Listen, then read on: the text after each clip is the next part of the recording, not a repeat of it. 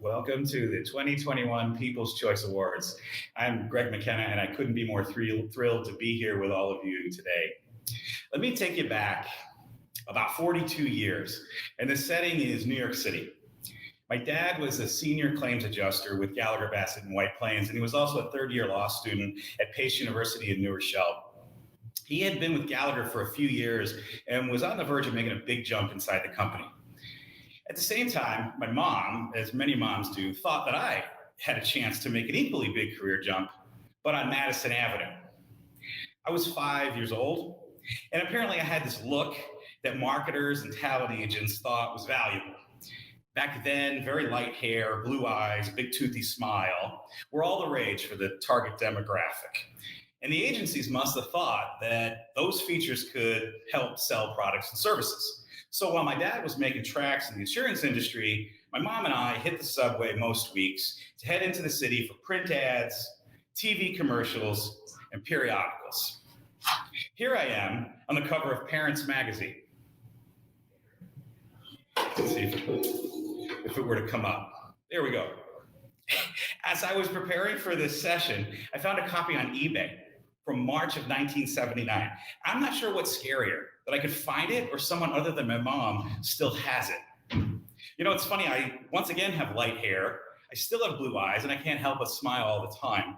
And yet I've found that public risk managers, influencing them to choose claims administration, a little tougher than that. We can take that down. And let me take you now to the summer of 1980. And I've always wanted to say this publicly. My agent called with a big break opportunity. It was a casting call to play the nephew in the 1982 theatrical release, Honky Tonk Man.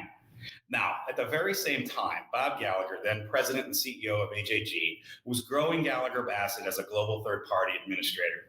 He called upon my dad to transfer to Gallagher's home office in Chicagoland to take on a bigger role inside GB's claims operation. So a decision laid on the dining room table: claims or cinema, SAG card, bar card, TPA, MPAA. So on August 1st, 1980, we packed up the green station wagon, you know the one, with the wood trim and the side opening trunk door, and headed west to Rolling Meadows, Illinois. I'll never forget the rationale that my mom explained to me at the time. Greg, we're New Yorkers. There's no way your father and I are going to last more than 1 year in the Midwest. We'll be back, and these co-starring roles will still be there. Now, every time the stage lights come up on a presentation like this, a part of me thinks about that exchange in our New York apartment. You see, I learned two valuable lessons that day. First, and not insignificantly, and we'll pull this movie image up, Clint Eastwood was probably never going to cast me over his own son.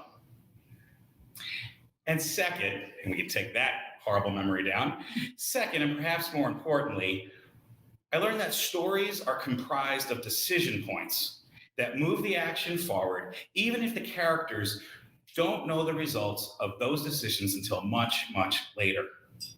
Inside every story, a hero engages in a decision-making journey where she has to decide. And that's a journey we're going to take together. It's my great privilege to join all of you here at the Comp Laude Awards in Gala, to share this stage with our presenters who are ready to inspire you, lead us toward a new horizon for this industry, and to once again honor the memory of David DiPaolo with the 2021 People's Choice Awards. I've said this before, this event has fast become one of the most important sessions of the year. Today, we will feature 6 of our industry's most influential leaders telling their most powerful, heroic stories, each doing their part to help change the narrative of our industry. I will introduce you to each one of them in turn. Each of our presenters will share their unique story. Listen intently. Ask yourself whether the storyteller moved you. Did you feel the passion in his or her words? Keep notes on each story. That will help you vote at the end of our session. And when we're done, you'll have an opportunity to text to vote for the winner of the 2021 People's Choice Award, to be announced later today. You see, David understood that the stories we tell in workers' compensation are all based on decisions. You see, we're part of an industry where decision-making is our unit of action. Every day, a resolution manager decides whether a claim is compensable. An orthopedist decides on the course of treatment. Employers decide on how to accommodate an injured worker. Underwriters, brokers, carriers decide on applicable limits and coverages. Lawyers, judges, arbitrators all resolve decisions up and down the docket every day. And at the heart of it all, an injured worker decides to rise over his conditions.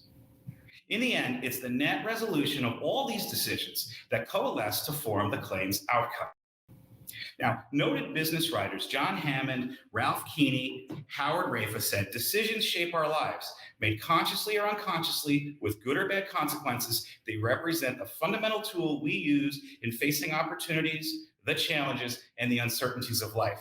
In fact, Howard, Hammond, Keeney, and Rafa chronicled their decision-making steps that a hero must take during the course of a story. They've identified 8 elements of decision-making, which are outlined in their best-selling book entitled Smart Choices. And throughout today's session, we're going to navigate each of these key aspects of decision-making by featuring the powerful stories of our 2021 People's Choice Award finalists. As you'll soon see, each of our 6 stories is a composed, compelling, and complete thought about making decisions in the midst of adversity. As we step back, our stories coalesce to depict a transformative process known as the PROACT approach to making smart choices. So let's get started. The first step in the PROACT approach is to properly frame the decision problem. To choose well, you need to state your decision problems carefully, acknowledge their complexity, avoid unwarranted assumptions, and option-limiting prejudices. Our first presentation helps frame our entire venture today. It is my privilege to introduce It's in the DNA by Todd Wachtel. Todd is a partner at Levinson Axelrod. Todd graduated from Syracuse University in the Widener School of Law. He is board certified by the New Jersey Supreme Court as a workers' compensation attorney. He is vice president of education at Congregation Beth Chaim and chairperson of the COVID Response Task Force. Todd lives in Princeton, New Jersey with his wife and son and daughter. And if you want to catch up with Todd, send him high fives on Power Zone rides on Peloton. Here now, Todd Wachtel. Good morning. Behind a Western water tank, a dying hobo lay. Inside an empty boxcar, one cold November day. His comrade sat beside him with a low and drooping head, listening to the dying words this poor dying hobo said. This was a song that my grandfather, Matty Appel, sang to me when I was a child. The song continues from here, and it's the earliest memory I have of him. A few years ago, I realized this is a really, really weird song to be singing to a little kid. And I never really knew why Matty sang it. He passed away in 2003 when my kids were born. I sang the song to them, and I probably should have asked a billion questions of Matty. I knew that he grew up in an orphanage and was one of 5 siblings. I knew that he worked at a furniture store and that his father, Maxim Appel, was an attorney in Indiana, of all places. My family could not really tell me anything. We simply did not have the stories. In 2020, we were building a new office. I asked my uncle to send me a copy of great-grandpa Maxim's law license. I thought it would be a real conversation piece to have a law license from Indiana. He sent me a copy of that, but included a document that has changed my life. In the envelope was a diploma from New York University's School of Law for Maxim. We had no idea that Maxim went to NYU Law. So maybe it was my grandfather's silence regarding his father. Maybe it was the COVID-19 quarantine, and I had a ton of free time. But I kind of went a little crazy. I joined every service available. Ancestry.com, 23andMe, newspapers.com, just to name a few. My cousin in California, he went on his own quest. Letters were written, databases searched, Googled, and spit sent in little tubes all over the world to shady organizations with secret laboratories. We reconvened multiple times a day, and every rabbit hole was thoroughly excavated for any small carat of detail regarding the life of Maxim M. Appel, Esquire. Maxim was born on August 1st, 1875, to Minnie and Morris L. Appel in Russia. We don't have any information about them. We know that at age 9, Maxim lived in New York City. In 1896, at the age of 21, he filled out his naturalization paperwork and listed law student as his occupation. This jibes with the yearbook, putting him in the NYU Law School class of 1899. Maxim married Beatrice Kaufman on August 4th, 1907, when he was 32 years old.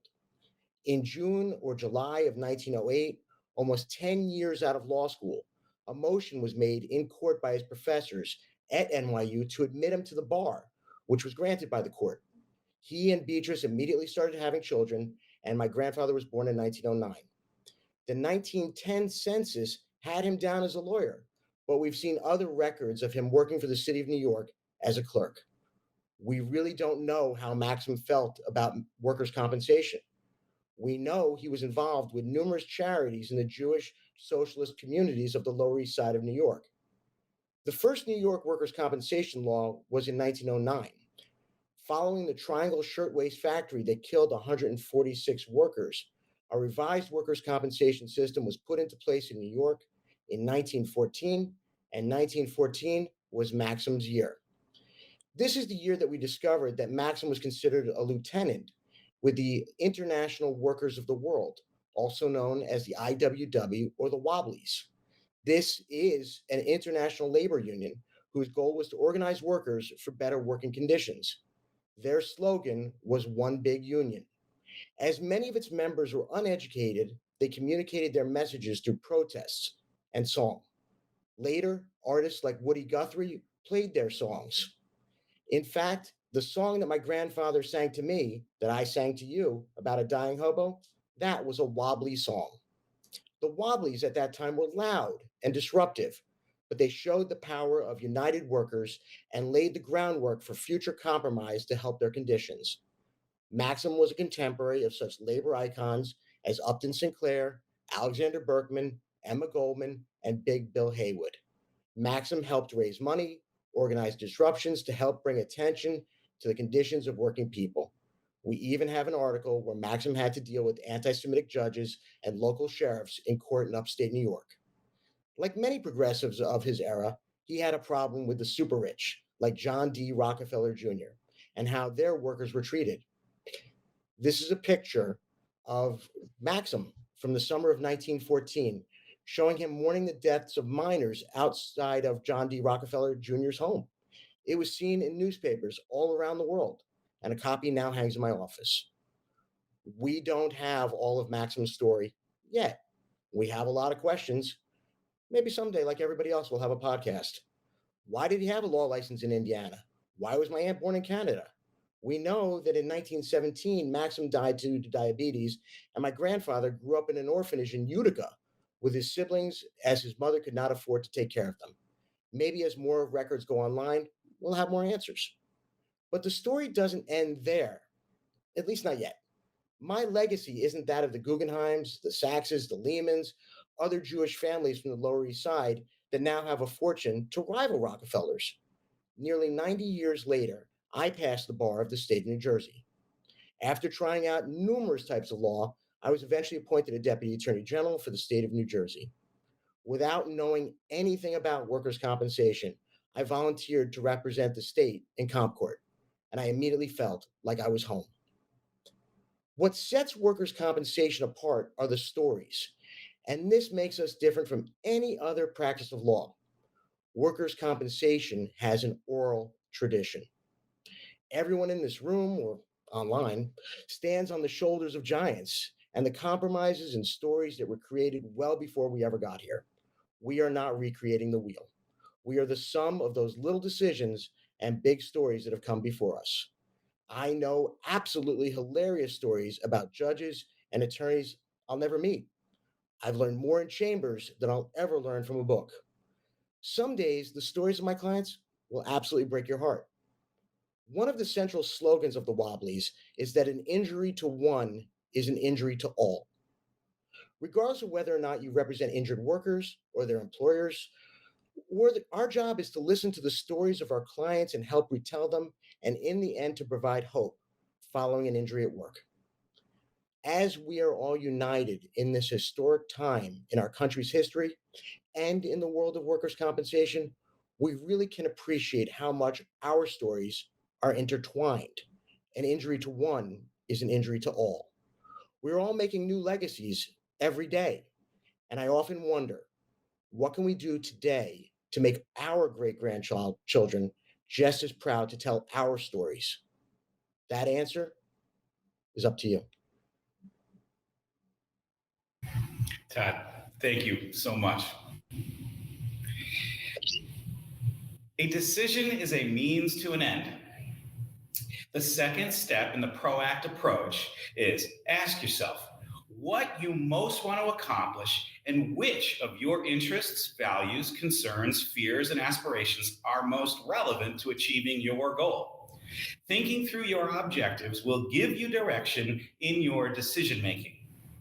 Our next presentation is entitled How Adversity Pointed Me to Workers' Comp by Eddie Canavan. Eddie is the Chief Claims Advisor for Alta Claims Services. He spent 17 years at Sedgwick, where he rose to the position of Senior Vice President of the Casualty Claims Practice. His other roles included VP of Workers' Compensation Practice and Compliance and Total Performance Manager. Eddie holds a bachelor's degree in business administration from Cal State San Bernardino, and he has earned his associates in claims and in risk management from the institutes. With more than 25 years in claims management, Eddie is a frequent speaker, presenter, and panelist for our industry. It is my great pleasure to introduce Eddie Canavan. Thanks so much, Greg. I really appreciate that. And good morning, everybody. So glad that you could join us. And also, Todd, I don't know how to follow that. That was such a great story. So I'm going to talk a little bit about actually my how I ended up in workers' comp, and I think I might have a bit of a connection issue. Okay. So I don't believe that anybody told their parents when asked as a child that one wanted to pursue a career in workers' compensation. When I was a child, I was challenged with various health issues, and I spent a lot of time in my pediatrician's office as a result. So naturally, I built a respect and admiration for my pharmacist. And consequently, when asked what I wanted to do when I grew up, my answer was I wanted to be a pharmacist. I was born and raised in Riverside, California, in an area called Orlanza. My parents were good people, making sure my sister and I always had food on the table, clothes on our backs. My father painted airplanes at a local aerospace company while my mother worked part-time in a school cafeteria. It was a very carefree time, playing baseball, riding bikes, collecting baseball cards, what have you. The summer before my fifth grade year, I began not feeling well. I was eating and drinking everything in sight, but I was losing weight, and I was already a pretty gaunt kid as it was. The week before starting my fifth grade year, my family went on a camping trip, and I was miserable, not being able to quench my thirst, not being able to get enough food, enough water. The 4 hour car ride home was extremely difficult, asking my father to consistently stop for food and water. I don't know if you guys have ever been on a family trip, but your dad's not always a fan of stopping the car every other second. So on the first day of my fifth grade year, I visited my pediatrician and I was diagnosed as a type 1 juvenile diabetic. Now, this might sound really strange, but this diagnosis is ultimately why I explored a career in workers' compensation. Growing up, my neighbors were school teachers, firefighters, nurses. It was your typical blue collar, middle class working neighborhood. This changed over time. As a teenager, my neighborhood began to take a different tone. Walking around, I knew I was close to home when seeing spray painted on the back of stop signs. This signaled control of a local gang, our Lanza gang. My neighbors changed from being working class to actually dealing drugs. Graffiti was rampant and a signal of the neighborhood gang. Family started dealing with several instances of that. Today, I actually sleep with a white noise machine because I believe it helps me because I would fall asleep hearing helicopters in the air most nights. I recall my mother driving me to school one day, and the car in front of us slowed down, and we saw a little gun peek out of the driver's window, opening fire on a home. With my mom quickly putting the car in reverse and getting us out of there. My parents understanding that the neighborhood was changing, they actually enrolled me in self-defense classes. Even though being a type 1 diabetic and trying to deal with blood sugars and things like that, I ended up earning my junior black belt, and really took to it. I also found an escape in music, learning how to read music along with playing the guitar and drums. And I played in bands off and on ever since.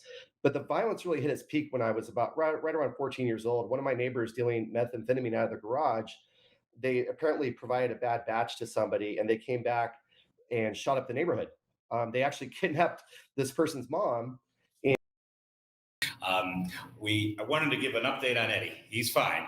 The connection was bad. So what we're going to do is, I think maybe when we get a chance to be live and in person next year, I think we might be able to hear the exciting conclusion to Eddie's story. So we're going to, not put him through his misery of trying to get that connectivity going again, and we're going to move him to, I think, 2022. So number 3 step in our process here. If you didn't have alternatives, then you wouldn't have a decision to make. But if you considered all of the alternatives, or at least a wide enough range of alternatives, considering creative and desirable ones, your decision can be no better than your best alternative. Our next presentation does just that. It's called Purpose Filled in 30 Days by Kevin Dawson. Kevin is the Vice President of Agency Development, responsible for developing teams, people, and culture for the West Texas Office of Colonial Life. As chairman of the West Texas HR Symposium, Kevin oversees the largest regional conference on HR and business issues in West Texas. He is a certified professional for the Society of Human Resource Management and an executive rank for the Human Resources Advisory Council. A graduate of Midland College, Kevin also holds a certificate in regional JET standard certifications and an associate's in applied science and pilot preparation. As for the rest of Kevin's journey, I'm going to leave that to him. It is my great honor to introduce Kevin Dawson. I got laid off today, as I called my dad to deliver the news last May. That's the second time I've had to call him with feelings of initial despair, uncertainty about what comes next. This time was going to be different, though. As I gained my composure and opted to look towards the future, you see, it had only been a few months since an executive of the company I had been working for had called to tell me that I wasn't qualified, or I didn't have the right credentials to be getting so many speaking requests to talk to organizations who wanted to learn how to be better leaders. And to the outside world, that made sense. I'd only been in the corporate world for a decade, and my resume didn't look like that of John Maxwell or Marcus Buckingham or Zig Ziglar.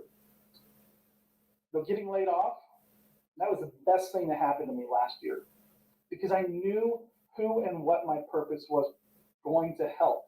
And I just needed to take what I believed about myself and so many people who believed in me and go make it happen. See, 2 years ago, I launched a podcast talking about leadership with people in my network who wanted to be better leaders. And like so many other new ventures, it just wasn't gaining a lot of traction. In fact, that first episode, it took 100 days to get to 100 downloads. And even the audio quality wasn't that great at best. I had a good friend call me and said, hey, I had to turn the volume all the way up in my car just to hear you. He said, but keep going, you're doing great. They saw in me my natural advantage, that I'm a builder, and that I love to start things and help people strategize new opportunities and new relationships, and was driven to succeed. See, it's that natural advantage in which we all have that makes us motivate for our quest for purpose. Let's snap back to reality. Oh, there goes gravity. I guess we can save the rap for later. But as I moved forward in the fulfillment of my purpose last year, an amazing thing began to happen. See, my podcast journey had reached 25 episodes and included a friend who had competed on The Voice, being my biggest guest with 500 listeners that week, but still forging ahead and sharing great lessons in leadership. But the last day I received a paycheck was the day that I booked my biggest guest.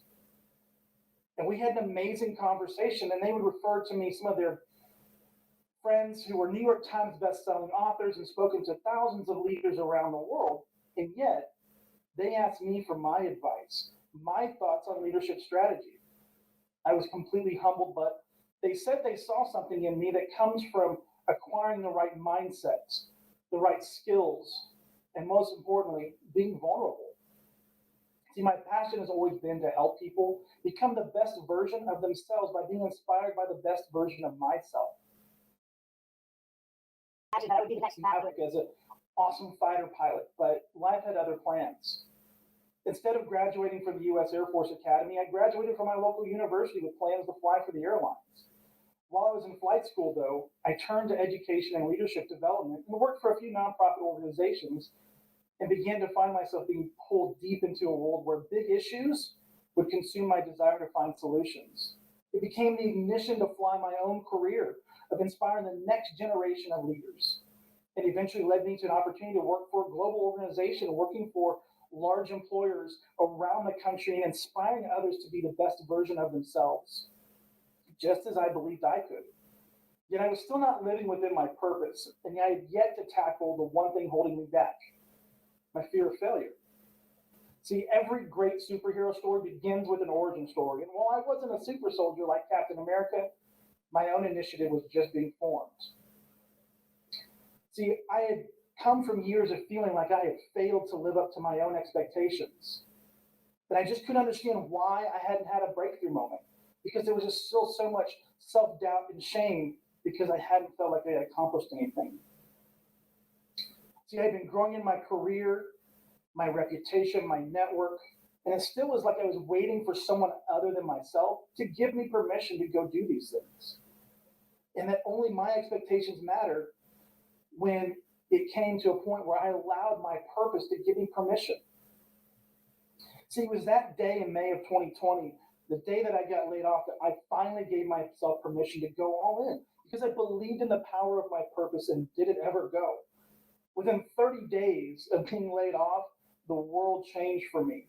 My purpose opened up new opportunities to inspire the world. My little podcast now has over 30,000 weekly listeners. Speaking engagements begin to tenfold. And craziest of all, an opportunity to star in a reality docuseries with leaders from around the world to solve some of the biggest social issues of our time. See, when you allow your purpose to be your permission, you've given yourself the ability to be and do amazing things. You've given yourself clarity about the things that you're here for and for what to do about it. See, I never set out to become more than anything than just someone who wanted to help others become better. Because I gave into my purpose to use my natural advantage as a builder, use skills as a strategist, use my passion as a problem solver, and allow myself to have that overcoming of my failures, I was able to change so much in so little. See, when you allow your purpose to give you permission to do, you can go do amazing things. Let me take you next. So where we were heading in our journey of the decision making, once you get through these alternatives and you're determining what are these best alternatives that are possible for you, the next thing that happens is the fourth step. And in most complex decisions, there's no perfect alternative. Your job is to choose intelligently among the less than perfect possibilities. To do so, you'll need to set priorities by openly addressing the needs for trade-offs among these competing objectives. Now, the next presentation in this session was to be called Blind Spots: The Things You Cannot See by Jim Callahan. Let me introduce you to Jim Callahan. Jim is a certified behavioral health peer specialist, and he lives in Southwest Montana. He works at the Southwest Montana Community Health Center. That's not where he started, though. He's an insurance industry veteran. He's had roles at Chubb, AIG, American Modern Insurance Group, and Pure Group of Insurance Companies. He holds a bachelor's degree from Fairfield University and an MBA from Lake Forest School of Management. Now, based on that background, you might have an expectation of who Jim is and what he is today. But Jim's story was catastrophically affected by an addiction to meth. And much like Eddie was just mentioning right there, this was something that he did never anticipated happening to him. And Jim has now dedicated his life. It is a tragic story about how he has suffered much despair and how he has overcome in many ways a very broken life to arrive where he is right now. Now, Jim is currently with a patient of his in this facility who has now been found unresponsive and has no one in his life. Jim texted us just as we went on air and said he was meant to be here at this moment with his client. And so with much regret, I am telling you that we're not going to be able to have Jim here today. But what I'm going to do is I'm going to record Jim's presentation. It deserves to be part of this. Maybe not judge text today, but it does need to be in the after workup because Jim is a compelling individual and his story needs to be told. I think, again, we are dealing always in People's Choice with front page news and life happenings, and we need to respect that. And I thank Jim for his courage in telling his story. I can't wait for you to hear it as a kind of an adjunct to the overall People's Choice. So it was my great pleasure to introduce Jim Callahan, and you will meet more and hear more from him as we move forward in our year. So let me take you to our fifth step in the process. Now, this is where you have to think very hard about your risk tolerance in decision making. Now, people vary in the amount of risk they are willing to accept from one decision to the next. A conscious awareness of your willingness to accept risk will make your decision making smoother and more effective. It will help you choose the alternative with the right level of risk for you. Our next presentation is called Shaking Things Up by Angel Guerra. Angel is Director of Risk Management at Aspire Bakeries. She is also the Chief Executive Officer of Beauty and Beast in Business, LLC. Angel has a bachelor's degree from California State University in San Bernardino and a master's degree from Liberty University. She is a licensed claim professional. She holds her OSHA 30 certificate and is a consultant for the Inland Empire Women's Business Center. She is a force for good. Now, Angel's presentation is coming to you in a video clip because today's reality of what is happening in the COVID-19 era has affected her and her family, as many of you may be aware on social media. And so, with great privilege, let me just see if there's any information here. Okay, false alarm at the door. So here is Shaking Things Up by video from Angel. Let's roll the tape. Hi guys, this is Angel Guerra with Beauty and Beast in Business and the Director of Risk for Aspire Bakeries. Unfortunately, I'm unable to be there live because my mom and my grandmother are in the hospital right now, but I really wanted to take part in this because it was really a blessing and I felt very honored to be asked to be a speaker. And so here we go. You're only going to be a product of your environment, was what a high school teacher once told me. And isn't it funny that even when we have support around us, it's those negative comments that people make. Those are the ones that cut the deepest and they stick with us. I married right out of high school and I had a full scholarship to Cal State San Bernardino, but I still didn't feel like I measured up. It took some very difficult experiences to push me back into college in my late 20s. And after obtaining a bachelor's, I began to work in the SRS mailroom back in January 2008. And my motherly personality quickly had me adopting the two young kids that worked in there as well. I was helping them and leading them to be successful in creating a great change. Of course, I had to bribe them, donuts and lunch do well. But we did a great job. And that led an operations manager to come to me 6 months later and say, hey, I see what kind of change you're having here, and I want to offer you a position as an adjuster. I thrived in discussions with office adjusters, and I was able to support them, and I'm just a lover of people.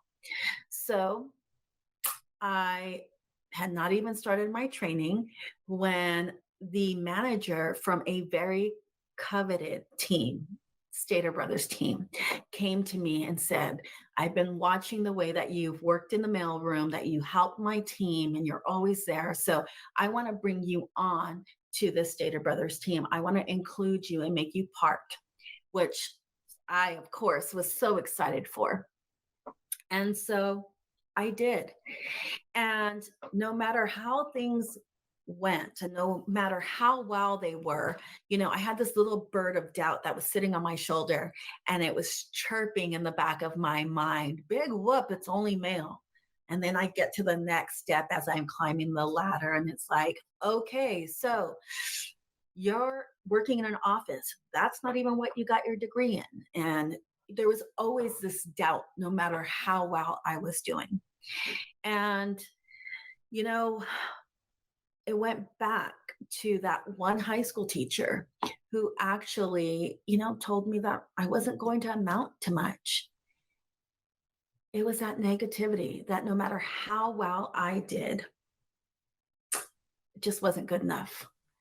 And by my early 30s, I had been a teen mom. I was married at 19. I was divorced with 2 kids at 21.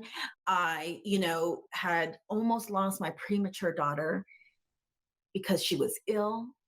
I remarried, and now I'm sitting in an office that I didn't even plan on having this career.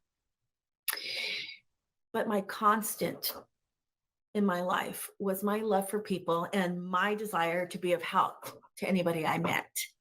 And so I pushed down that negativity and that bad self-talk, and I began to indulge in the positive psychology books and listening to podcasts. And then I decided that I was going to take charge of my life, and I was going to make my own decisions. And that old high school teacher, he knew nothing about who I was and what my value was. And it was time to silence that little bird, because guess what? I had a song of my own to sing. And after 4 years as an adjuster, I decided to transition to the next step. And after receiving a call from an unknown TPA to me, that was back east, it appeared that one of my prior clients had recommended me to fill a position that they had been looking to fill for over a year. And I was going to be the only California adjuster for this Midwest TPA. And once again, my hard work had created great relationships that had opened up some positive opportunities. And within the first week, they realized that they needed an operations manager. So of course, I took hold of that and I was like, that's going to be me. And I created an entire new program for the state of California. I chose to reach out to some amazing people that I had worked with, some colleagues that were in service partners, service industries, and asked them if they were willing to create some synergies with me as I created the MPN and the UR and the panel programs that would benefit both our clients as well as the injured employees that we were working with. And, during these first few years, I really recognized that even though I was taking these opportunities and I was walking through the open doors with this resounding, yes, it's me. Okay, I of course I'm going to take that. And part of me running full force with a big loud yes was because I was also afraid that if I didn't move quick enough, I might say no. And that little bird who was chirping in the back of my head might actually come through and, start to tell me that I was not good enough. But I also realized that I also didn't have the right key to fit in every door.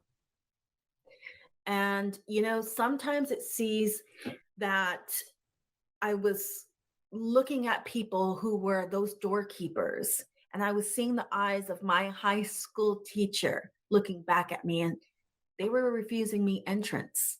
The business world can be much like high school. Let's get real. The corporate hierarchy can feel like we're the new kid in school, we're the new kid on the block, and we're walking down the hallway and students are staring at us and they may be snickering or glaring. And I felt like I wasn't smart enough to be on the debate team. And you know what? I wasn't athletic enough to be a jock, and I wasn't pretty enough to be a cheerleader, and I just wasn't enough of anything to open some of these business doors. In my career, I had been told that my tattoos were unprofessional, so I decided to keep them covered. My hair shouldn't be anything other than its natural color, so I stopped dyeing it red. My bachelor's degree wasn't enough, and so I obtained certifications and went back to school to get my master's degree as I was still operating this company, an entire state program, and raising my kids. And my mind and my emotions They were always moving back and forth, and they still do, between that high school teenager who's trying to fit in and the businesswoman who's trying to make a difference. And as I continue to work, I was working through these confidence deficits, and I was working harder than before, and I was running a state program, and I was doing everything that I could to make myself fit in, but also rise above. But somehow I didn't fit into that pretty little box that the industry used to determine who was right and who was not. And I thought it was time to change. I wanted to see a change. I wanted to be the change that I wanted to see, and I wanted to invite others to come and join me. And it's funny that our industry focuses on providing benefits and helping others, but sometimes some people view it through jaded lenses. At the beginning of my career, when I was an adjuster, I had a claim of my own. I had a slip and fall, and I was so embarrassed that it occurred. I decided, okay, I'm going to quickly, I'm going to let my manager know what happened, but I'm not going to file a claim, because how stupid could I be that I had this slip and fall? I'm an adjuster. I don't know why I thought that we were immune to, injuries this way. But a few hours later, I recognized that I could not move my wrist. I could not lift my arm. And I had severe bruising, as well as muscle spasms that you could physically see through my clothing. And I decided I had to open a claim.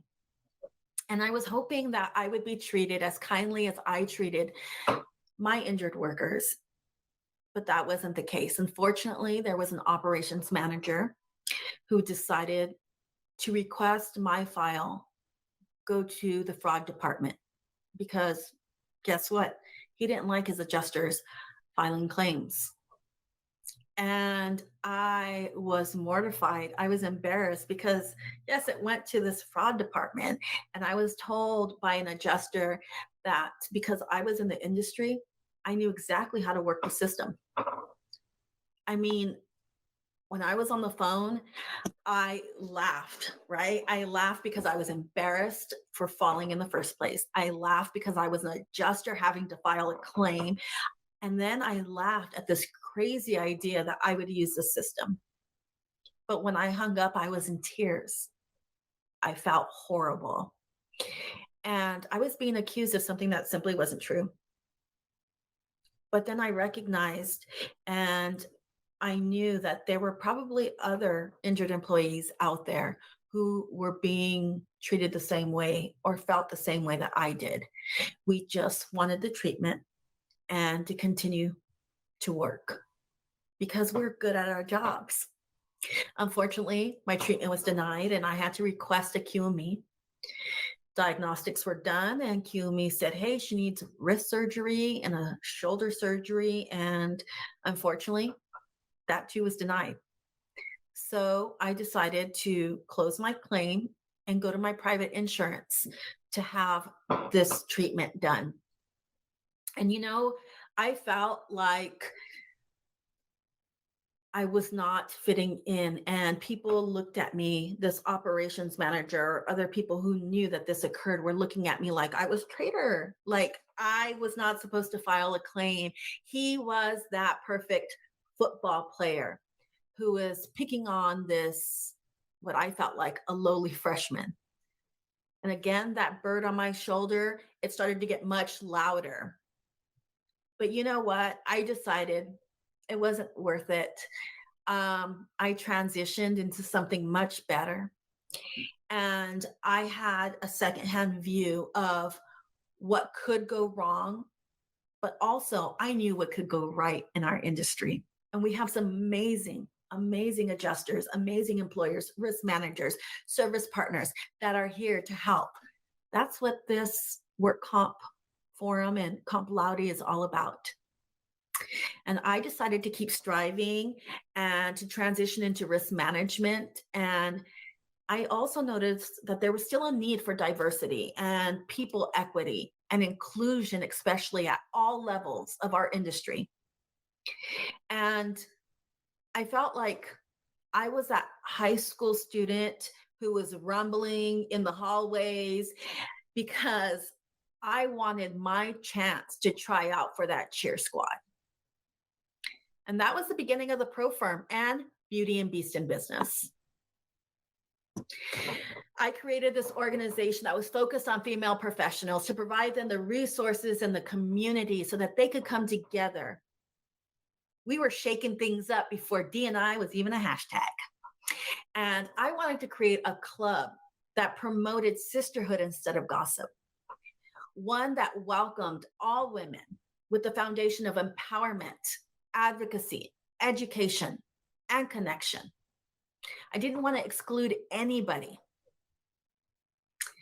And I invited professionals from all industry to give guidance on finances, legal issues, ethics, health and beauty, creating a community that allowed women to feel safe, to be exactly who they were, and to recognize that I could look at each one of them, no matter what size or shape their package was, and let them know that they had a beautiful gift inside.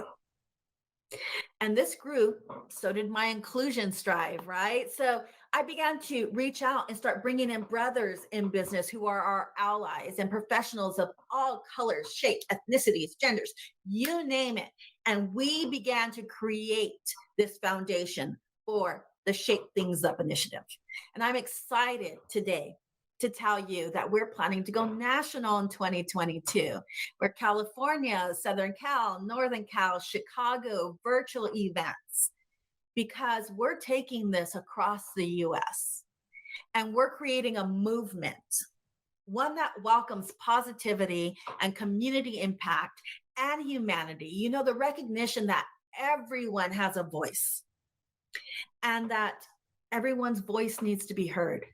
And the movement will create a large chorus that's going to drown out these little birds that are sitting on our shoulders. You know, the ones that are chirping doubt, the ones that are crying imposter. So, my beauties, remember that each one of you is a beauty and beast in business. That beauty inside is that kindness that we give and that inclusion that we hold for our colleagues, our peers, and just everyone within this world. And that beast, that's that perseverance and that hard work that you need, because we need it to be able to advocate. We need to be able to get over barriers. This is not an easy initiative. DE&I, it's not easy, but it's needed. And so I want to tell you that in a world of boxes and squares, it's okay to be a circle. And in an industry of old traditions, it's okay to open your arms to something new. And when you hear that low pitching, chirping bird that's sitting on your shoulder, or it is in the corner, you hear it from afar, I want you to walk over and I want you to open that cage door. And I want you to let that bird out, or open your windows and let that bird go. Because it's time that we dance, right? To the tune of your song and my song and this chorus that Beauty and Beast in Business is creating. This chorus, this movement, this wonderful song of people like me and like you across the US and hopefully across the world. And the one thing I want you to remember is that you're special and you have everything you need to be successful. So keep one hand on the mountain that you're climbing and the other out for your colleagues, your brothers, your sisters, because it's time to shake things up. And I want to hear your song. Thank you. And thank you, Angel. Thank you for making us part of your day and making this recording for us so you can participate with us. All right, so here's where we're at. We are reaching the end of our decision-making journey. And this is where we have to consider the linked decisions. What you decide today could influence your choices tomorrow, and your goals for tomorrow should influence your choice for today. The key to dealing effectively with linked decisions is to isolate the near-term issues while gathering the information needed to resolve those that will arise later. Our final presentation is One Connection Can Transform a Life by Deborah Livingston. Deborah is the CEO at Reemployability, the largest national provider of specialty return to work and transitional employment services. Deborah has more than 20 years experience in the workers' compensation industry, serving various executive capacities such as Director of Claims at Staff Leasing. She holds a bachelor's degree in marketing from Florida State University. She is a board member of Center State Bank and the Spring of Tampa Bay. Deborah was named Businesswoman of the Year by the Tampa Bay Business Journal in 2019 and a Woman to Watch by Business Insurance in 2017. Take us home, Deborah Livingston. It's the winter of '79. I'm 15 years old. My twin brother Joe and younger sister Victoria and me are sitting on the floor in our home in New York. Mom and Dad are over there on the couch. And my dad says, "Kids, I've got some bad news. I've got to go away." "Wait, what did you say? Go away? Where are you going?" He said, "I can't tell you where I'm going. You won't be coming with me. And while I'm gone, you'll finish up school, pack up your things, and move to Florida." The next morning, Dad was gone. He had embezzled money from the company that he was working for. He left the country to buy time. It didn't work. He went to prison. Soon, we were living in my grandmother's house in Florida. It was stupid hot. I had no friends, nothing to do, no cable TV. And did I mention no friends? I was going into junior high. Well, in New York, I would have been going to high school. But here in Florida, 9th grade, that was still junior high. Another thing to hate about this stupid place. When I walked into school that day, I was petrified. I was so scared. I felt so alone. I didn't know a single person. In PE, I met Mary. Mary was a new kid too, and it felt good to not be the only one. While we were talking, Coach Beretta walked up, and he asked me, "Do you play basketball?" Well, at that point, I hadn't picked up a ball a day in my life. But guess what? I showed up, I learned the game, I practiced hard, and it didn't even matter that when I scored my first basket, it was for the opposing team. You see, I had made connections. I had my tribe. That changed everything for me. I gained confidence. I felt like I belonged. And I turned out to be a pretty good basketball player. I learned in that moment that one person, one solid connection can make a complete difference in your life. Fast forward to the late 80s, I had the typical retail job, terrible hours, nights, weekends, holidays, and a long path to that dream of becoming a buyer in Manhattan. I had a college friend, Suzanne, who worked for a company called Aetna. They were hiring claims adjusters. I applied. They were hiring the top 5. Well, I was number 6. But eventually the phone rang. I was hired. But now what? I did not even know what a claims adjuster was, let alone how to be one. But then again, I didn't know how to play basketball either. I decided to learn the game and create my own path again. And when I walked into Aetna on that first day, I was scared. I was that 15-year-old girl again, walking into school for the first time. But this time, I'm excited. I can get through this. I've done this before. The last time I met a person, I made a connection, and that changed everything for me. This time, that person, that connection was Jim Greer. Jim Greer was my mentor He saw me through multiple career moves, both inside and outside of Aetna. And in fact, it was Jim who encouraged me to start my own business. That business became Reemployability. And when we hit that 5-year mark, things were really taking off. We had just landed our first big deal with AIG. We were making a difference. We were changing people's lives. It wasn't until 2008 when I realized a war was brewing. My business partner was chaos. I was order. I had to figure out how to bring order to the chaos. I needed to push a button and suit up like Iron Man so that nothing could penetrate the Iron Man-like armor I needed to protect my company. Not conflict, not manipulation, not manic mood swings or the way our employees were treated, or the destruction I faced every morning when I walked in the door. You see, there was no plan B. There was too much at stake. My family, our employees, the people we serve, thousands of nonprofit partners, injured workers like Walter, all counting on me to tame that chaos. Eventually, I figured it out. I tamed that chaos and my business partner left the company. But now let me tell you about Walter. Walter is an injured worker. He was injured while driving his truck. He suffered a terrible injury to his right arm. And the first thing that hit Walter following his injury was the same thing that would hit any of us. How am I going to support my family?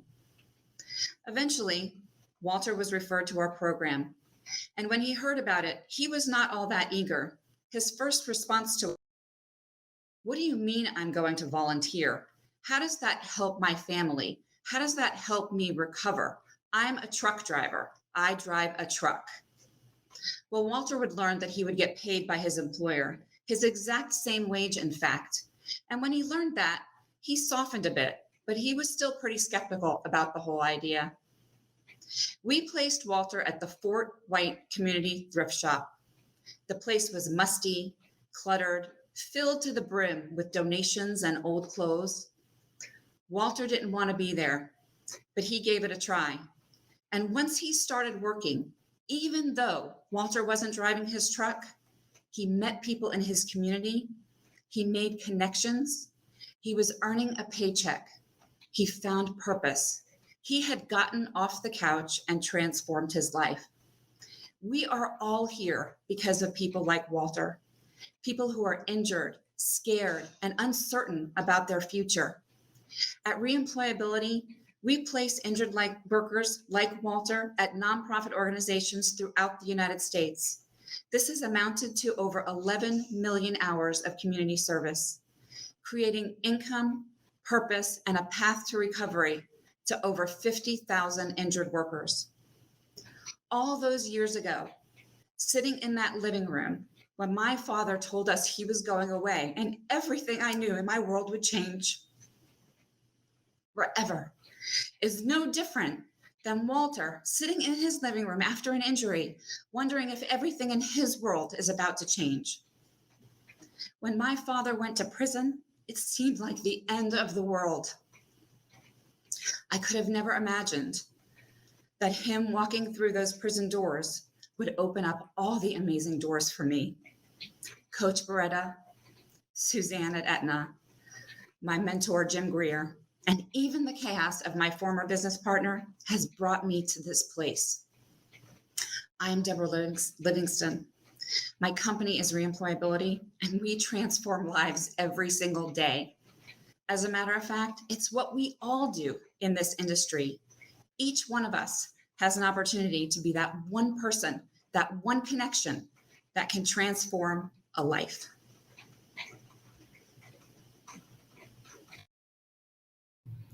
Thank you, Deborah. Amazing. Thank you all for your stories. It's inspiring. Every year we go through this full range of emotions, and we've reached that point in our decision-making journey right now where we've experienced the highs, the lows, right alongside our heroic finalists. Please join me in welcoming to the stage, so to speak, all of our presenters from the 2021 People's Choice Awards. Wherever you can, let them hear you, clap, applaud, put the chat, tell them how great they did. We're absolutely honored to be in your company. Thank you to all of our presenters who are showing us the courage to change, to make decisions in the midst of their adversity. Thank you to all of you at the Laude Gala for setting aside time and energy that all goes into the People's Choice Awards. And thank you to our audience, the professional members of the workers' compensation industry, injured workers, anyone participating in this great industry. You're different now. You hold in your hearts and your minds 6 stories that have changed you. I'm looking forward to People's Choice 2022 and to hear about the changes you've made for yourself, for our industry, and for the injured workers who are on their own heroic journey home. With that, stay safe, stay well, stay connected, and we'll see you later on at the awards today. Thank you all.